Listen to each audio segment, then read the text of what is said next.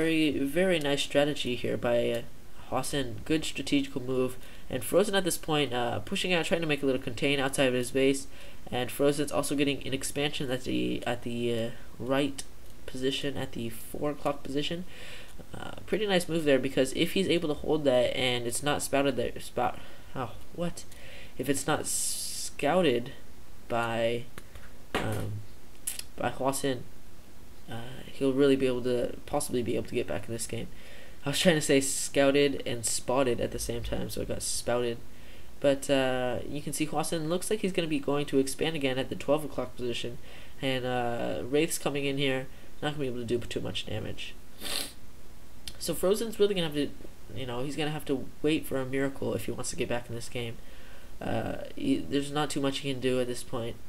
But it looks like he might be able to spot these Wraith. Oh, he spots the Wraith for Hwasin, and Hwasin, now these Wraiths, the Wraith tech is now spotted, so FrOzean should be able to get ready in time, and one Wraith does go down. Both of them traded a Wraith. Fairly even right now. I think Hwasin just needs to scout around the map, and then he'll be pretty successful in beating FrOzean. FrOzean, you can see he's only got 2 factories, and Hwasin's got 3 factories, and right now the expansion is up. Marine coming in here, looks like he's going to be able to scout this expansion. Great move here by Hwasin, just great scouting, because now he's going to be able to know that expansion's there, and he's going to be able to take it out promptly, just because he has complete map control, and he can just send a couple of Goliaths, a couple of tanks, and he'll be able to totally neutralize that expansion. Yeah, so FrOzean's in a horrible position. Had Hwasin not discovered that, he'd be in a pretty good position with a little bit of a macro that he could get going. But now that it's been spotted, it's really going to hurt a lot. 12 o'clock expansion spotted by FrOzean.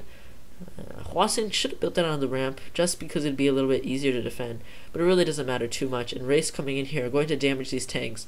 A couple of Goliaths come in though to fend off those Wraiths.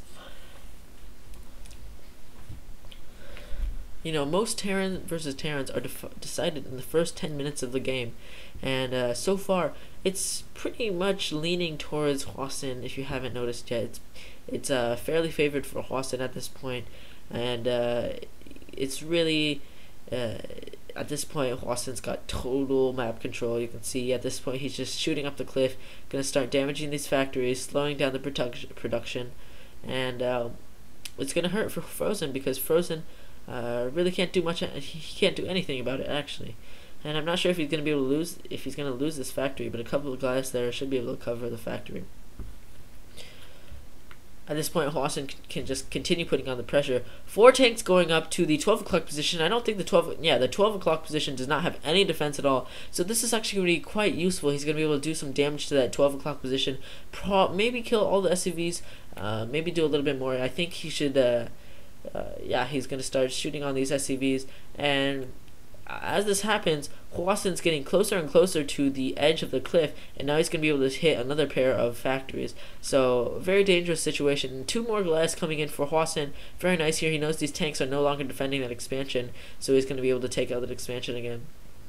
Dropship pops out for the starport before the starport goes down, and I don't think he's going to be able to use that because he's just so far behind right now. He's got to spend all his resources on defending his base, and really it's going to be pretty hard to defend his base in the first place.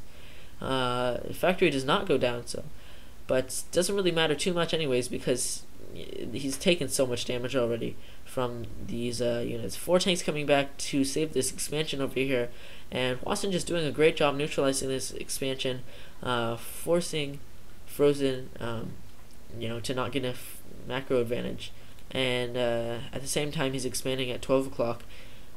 So Hwasin's got a huge advantage right now, and as I said, most Terran versus Terrans are decided in the first 10 minutes of the game, and so far you can see Hwasin's about to win, I'd say. So small battle's gonna happen over here, but FrOzean got into position a couple of seconds earlier, so was able to take out a few tanks. But 3 dropships coming in here, and there's nothing here to defend here. 4 tanks are not going to be able to fend off this many units from these dropships. And at this point, I think it's GG, because there's just too many dropships, and he's going to be able to load those, and it is GG. Those dropships would have ended the game shortly anyways if he had not called GG. So great game there, a pretty nice game there actually. Wasn't the best, but fairly good. And you can see just Hwasin beats FrOzean. FrOzean's definitely not the favorite to advance out of this group, but you know, things happen, and FrOzean's named as the 50%, which means basically that he can win sometimes against people you never expect him to win against. So yeah, you can see FrOzean is now going to face Bisu, and I think he's a little bit afraid of that. I don't think he was very happy at getting placed in this group in the first place, because this is a killer group. So he's going to be facing Bisu in the losers match, and Hwasin will be facing Jaedong in the winners group. And a thing to note is Hwasin actually recently did beat Jaedong, so will be pretty exciting to see what happens this time.